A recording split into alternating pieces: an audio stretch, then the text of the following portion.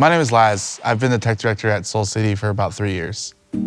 I love just creating an atmosphere for people to really be in worship and not be distracted. 2020 was a very crazy year, crazy and lonely. When the pandemic hit, I was doing a lot of stuff on my own that I normally wouldn't do. I felt like the rug was pulled from underneath us, like we kind of just were thrown into the deep end, and it was like, we gotta figure this out, things we've never done before. And I think the pressure of trying to do it right was very, very difficult for me. It wasn't the way that I wanted to learn it. I think it was just kind of like, you have to learn this right now. Our visual video person left at the end of August, and he moved to a different state, different job.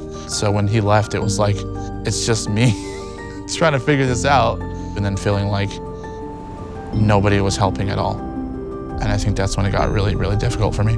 My other coworkers don't know what I do or how much I actually do. I don't feel like I'm a very important person here, even though I do a lot of these things to get things online.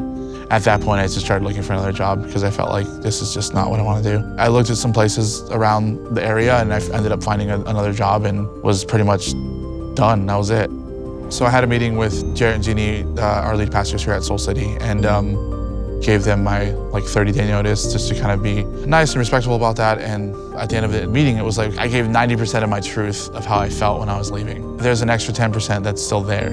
And so they were like, you know, let us know what the extra 10% is that you want to kind of say. And so then I was just kind of laid it out and was like, said it was really hard for one person to do this job. Said that I was to the point where I almost didn't even want to come to Soul City anymore because I felt overworked and felt burned out. Just kind of gave a lot of those truths that I had inside, but I never actually said out loud to anyone.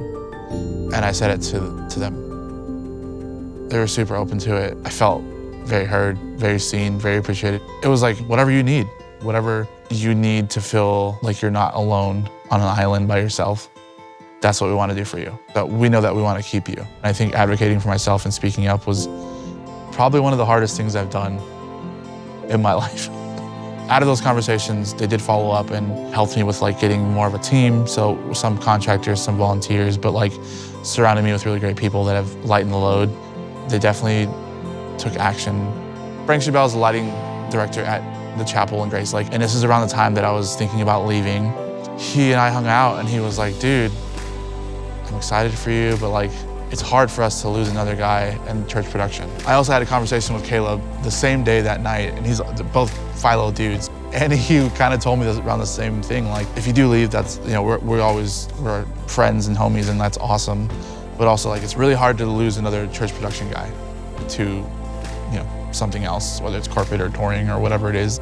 As a few days passed, it was like, man, those two specific conversations for me were very pivotal in me realizing that I was made to do this. I was made to not just be a church production person, but to be someone that is relational with people.